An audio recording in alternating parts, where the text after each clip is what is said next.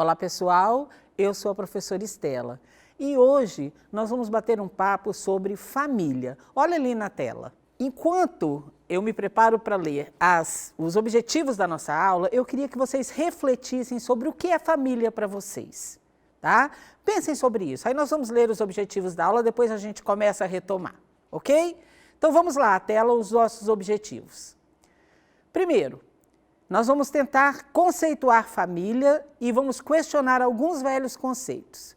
Nós vamos conhecer diferentes tipos de família, vamos definir incapacidade civil, vamos conhecer algumas funções legais da família, tentar entender o que é alienação parental e conhecer quando uma família pode perder ou ter suspensos o seu poder familiar. E vamos também refletir um pouquinho sobre a adoção. Vem comigo. A ideia daquilo que vem a ser uma família, quais são as suas características, a sua formação, não é um conceito muito fácil, né, da gente chegar a uma definição, porque esse conceito é muito volátil, ele muda muito no tempo. E é quase que impossível a gente construir um conceito sólido e fixo daquilo que vem a ser uma família, principalmente nos dias de hoje. Mas vamos começar então com uma definição do dicionário. Vamos a ela, olha na tela. Entende-se por família, né, um agrupamento por parentesco, o qual dá afinidade às pessoas que convivem juntas, assim uma protege a outra, e em razão do sentimento de afeto, de carinho e de pertencimento ao grupo, esse relacionamento, né, acontece e aí se transforma naquilo que a gente chama de família. Olha aqui comigo. Vocês não acham que já nessa definição a gente encontra algumas inconsistências? Porque eu pergunto para vocês, e se não existe parentesco? Então não tem família? Porque tem famílias que são criadas por laços que não são de sangue, não é verdade? E em toda família biológica, obrigatoriamente, existe esse sentimento de afeto, de carinho, de pertencimento que a definição nos trouxe. E, infelizmente, a gente sabe que isso nem sempre é verdade, não é? Então, essa definição também não abrange vários modelos de família que a gente conhece hoje em dia. Então, vamos voltar lá no final da aula, depois, né, para refletir sobre isso mesmo, sobre o que é família. Então, vocês vão pensando aí. Olha lá na tela. Uma família é a instituição mais antiga que a humanidade já criou, né? E elas foram crescendo, foram dando origem aos clãs, né? Que depois foram dando origem a tribos, a cidades. Quando o homem se tornou sedentário, esses clãs começaram a desenvolver um padrão, né? Foi aí que começou a surgir, por exemplo, a família patriarcal. E nesse período, vem aqui comigo, durante a criação dessa família patriarcal, quando foi criada essa família patriarcal, a chefia da família estava centrada no pai, né? No homem da casa. E ele era casado com uma mulher, né? E esse modelo patriarcal existe até os dias de hoje. Ele ainda persiste em muitas sociedades e mesmo aqui no Brasil existem famílias que são muito nesse modelinho patriarcal. Mas esse não é o único modelo de família que existe. Vamos conhecer outros modelos de família? Olha na tela. Existe a família tradicional, que é essa do pai, mãe, filhos, que é o mais comum. Existe o que eles chamam na lei de família estendida. Vou dar exemplos de família estendida para vocês. Olha aqui comigo. Pode ser, por exemplo, uma avó e um avô que criam os netos. Pode ser aquele pai, aquela mãe com os filhos, mas que dentro dessa família também tem alguns agregados, como um avô, uma avó, alguém da família que vive junto. Tem a família monoparental, que é aquela família em que uma mulher cria sozinha os filhos ou um homem cria sozinho os filhos. Aqui no Brasil, muito mais comum a mulher criar sozinha os filhos. Tem a família pluriparental ou reconstituída, que é mais ou menos assim. Dois casais se separam, aí uma pessoa de um casal se casa com outra pessoa de um outro casal que também teve o casamento desfeito. Aí, aquelas crianças que vivem juntas naquela casa, têm 2 referências maternas, 2 referências paternas, a gente chamaria isso de família pluriparental. Tem a família sem filhos, que é a família que opta ou que não consegue ter filhos, a família unipessoal, que é reconhecida por lei como família da pessoa que é sozinha, que não tem um parceiro, a família homoafetiva, que é formada por pessoas do mesmo gênero, a anaparental, que é aquela família que não tem uma figura paterna ou materna, como, por exemplo, uma família formada de irmãos que moram juntos, de primos que moram juntos. E a família substituta, que é a família adotiva. Segundo Marcia Stanhope, entre outras, a família tem as seguintes funções. Olha na tela quais são as principais funções da família. Gerar afeto, que deveria ser condição básica, né, para uma família ser considerada família. Proporcionar segurança e aceitação pessoal, proporcionar satisfação e sentimento de utilidade, ou seja, as pessoas devem se sentir felizes lá dentro, elas devem se sentir úteis lá dentro. Assegurar a continuidade das relações, principalmente, por exemplo, num caso de separação, né? Nós vamos ver um conceito lá na frente que a gente vai retomar isso daí, a questão de assegurar a continuidade das relações. Ou seja, é uma das obrigações da família você garantir que mesmo que o casamento acabe, por exemplo, que o filho vai continuar tendo um relacionamento com ambos os pais, ok?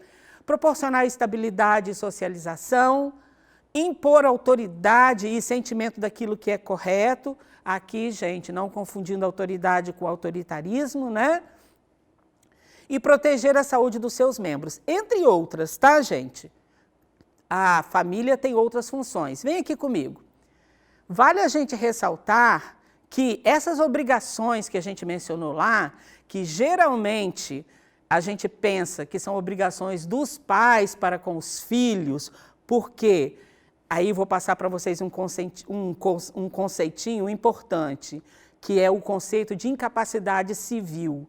O que seria incapacidade civil, né? Assim, o termo legal? Significa aquelas pessoas que não podem exercer todos os seus direitos plenamente. Então, quem que é incapaz? Civilmente incapaz, é o menor de idade, né? As pessoas até 16 anos são consideradas incapacitados de forma civil, né? E dos 16 aos 18, relativamente incapazes. Só para vocês entenderem, uma pessoa menor de 16 anos, para viajar, precisa de consentimento dos pais, tá? Isso já mudou. Antigamente, a idade para você ser considerado capaz era 21 anos. Hoje é 18. Então, você não pode, antes dos 18 anos, por exemplo, se casar sem permissão dos pais. Você não pode viajar sem permissão dos pais, porque você é considerado relativamente incapaz entre 16 e 18. Ok? Deu para entender isso? Então, a gente vai ressaltar aqui o seguinte, que essas obrigações que os pais têm em relação aos incapazes, ou seja, que ele pode ser punido como abandono de incapaz ou abandono de vulnerável, se ele não cumprir, essas obrigações passam a ser dos filhos quando os pais envelhecem e passam a ser incapazes em função de sua condição de velho e de doente, né? Então, só para ressaltar. Agora, quando é que uma família pode ter os seus direitos familiares suspensos ou então pode perder esse poder, né, familiar? A suspensão pode acontecer, gente, de forma liminar. O que é isso?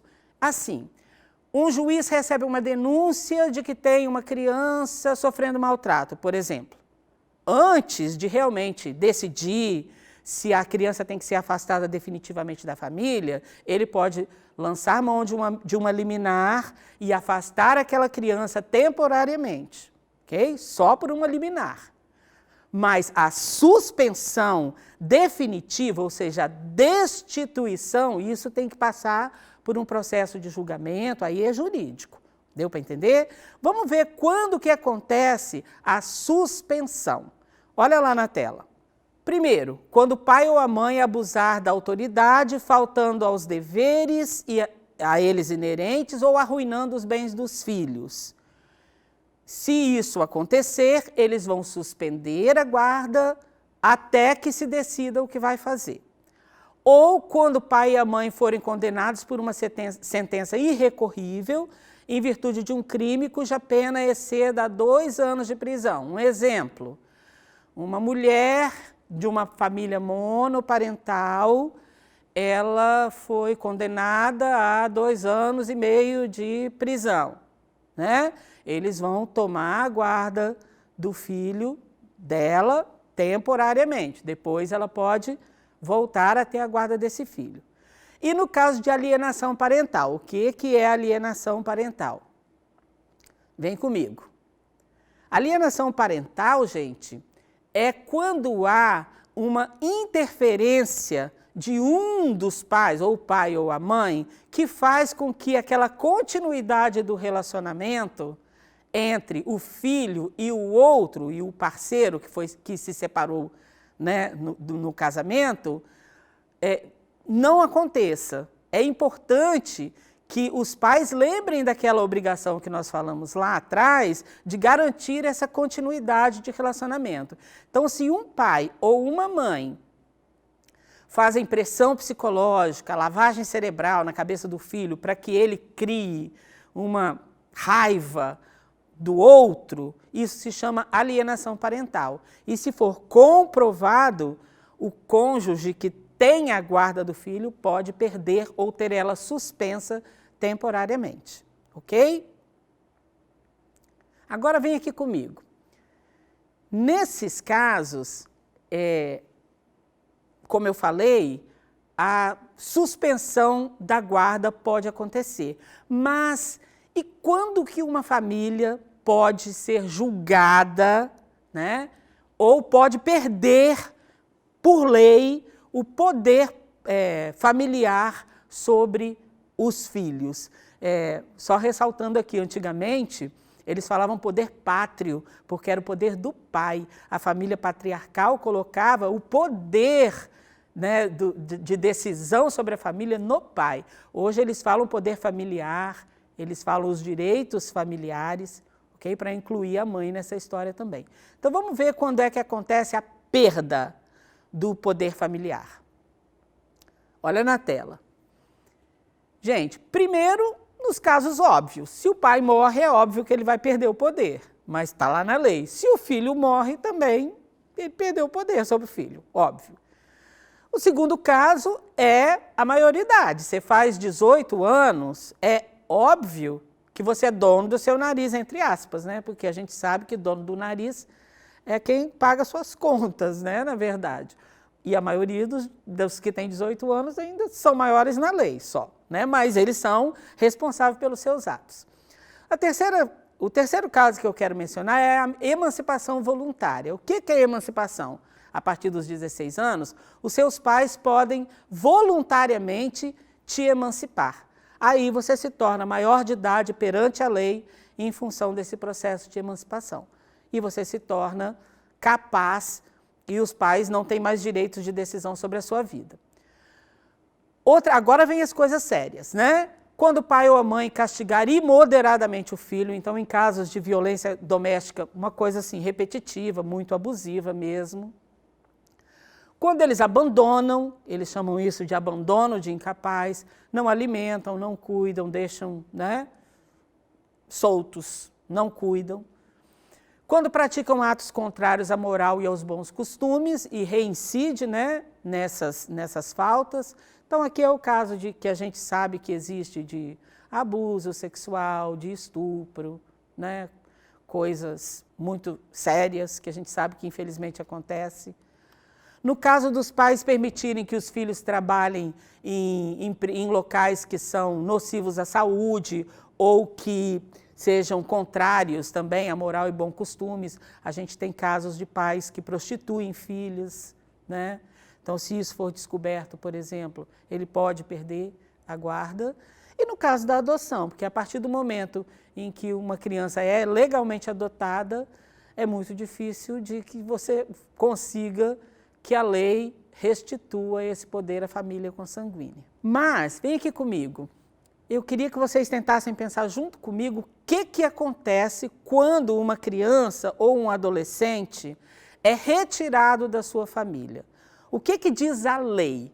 A lei diz o seguinte, gente, olha lá, que o Estado vai intervir, né?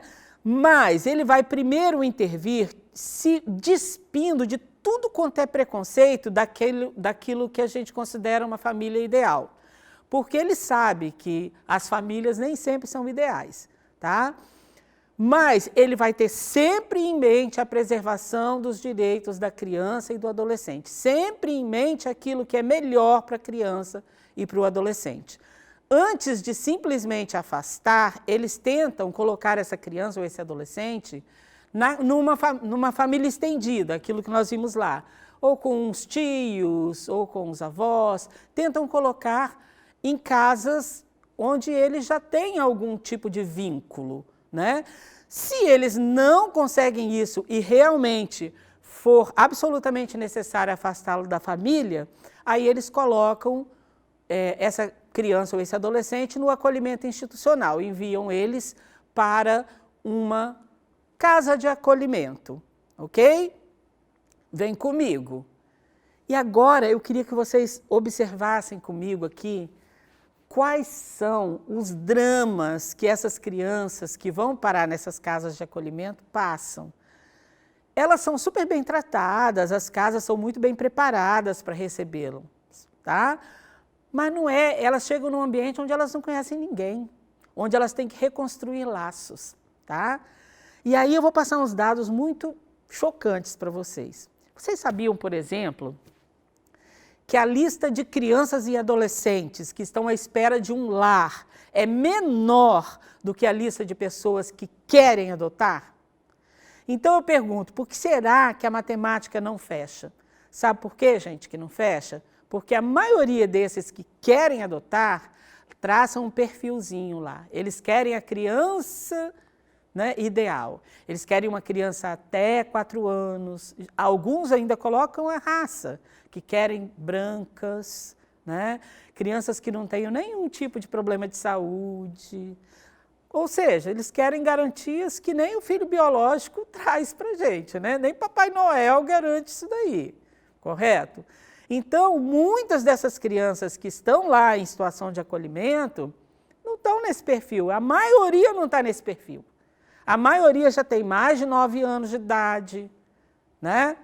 E tem outra questão também, que eu esqueci de falar. Muitas dessas crianças que estão lá nas casas de acolhimento tiveram que ser afastadas temporariamente da família. Ou seja, elas não estão, como eles dizem lá no vocabulário da adoção, as famílias ainda não foram destituídas do poder, né, sobre essa criança. Então, elas não são adotáveis ainda. Então, o que acontece? Nessas casas de acolhimento, o que mais tem são aquelas crianças tidas como inadotáveis, tá? E elas são inadotáveis ou porque elas não podem legalmente ser adotadas ainda, ou porque elas não estão dentro do perfil que as pessoas procuram. E sabe o que acontece, gente, quando elas se tornam capazes civilmente, ou seja, quando elas completam 18 anos de idade, elas têm que sair, elas têm que ir para o mundo, sabe? Tudo bem, lá nas casas eles procuram dar formação, mas, digamos assim, no mundo ideal, um ou outro vai conseguir chegar aos 18 anos já prontinho para enfrentar o mundo de peito aberto. A maioria, mesmo dos que têm família bem estruturada, não estão prontos aos 18 anos para enfrentar a vida sozinho, né? Então, eu queria que vocês pensassem sobre isso junto comigo. e falar mais um pouquinho sobre o processo de adoção aqui no Brasil para poder a gente fechar. O processo de adoção no Brasil, tem gente que diz que é lento, mas ele não pode ser rápido, gente, porque você vai tirar uma criança e colocar ela numa casa. Você tem que ter certeza que aquelas pessoas vão ser boas para a criança. Você tem que conhecer aquela família que está pleiteando a adoção. Então, quem quer adotar, passa por um processo, faz um curso para se conscientizar do que é realmente a adoção, né? Algumas pessoas participam de programas de apadrinhamento, que são programas que tentam dar uma referência, né, adulta, responsável para essa criança, para ver se ela, e esse adolescente, principalmente os adolescentes, para ver se eles criam vínculos que façam com que, quando eles saiam do abrigo, eles consigam ter um vínculo, né, ter alguém a quem recorrer. Então, o processo pode ser lento, mas ele tem que ser lento, porque a pessoa tem que saber onde é que ela está entrando, ela tem que saber o que é realmente adoção.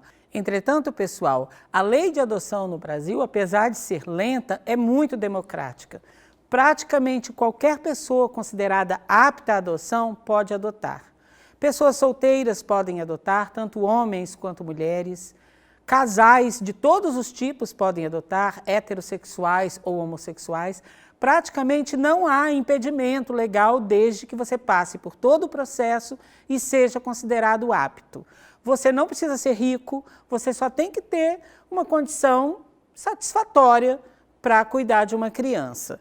E, como eu falei para vocês lá no começo, e eu pedi que vocês refletissem sobre família, nós vimos que a definição de dicionário de família, ela não abrange todos os tipos de família que existem no mundo, né? Porque existem famílias que não cabem naquele modelo tradicional, mas que são famílias muito amorosas e muito carinhosas e muito boas.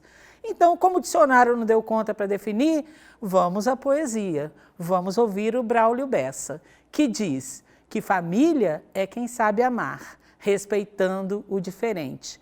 Tem apoio, tem amor em tudo aquilo que sente. É quem você quer cuidar, é quem quer cuidar da gente. Família é quem tem o dom de estar ao nosso lado, segurando a nossa mão no caminho a ser trilhado. Família é quem tem o dom de cuidar e ser cuidado. Para você e sua família, uma vida excelente. A gente se vê em uma próxima aula.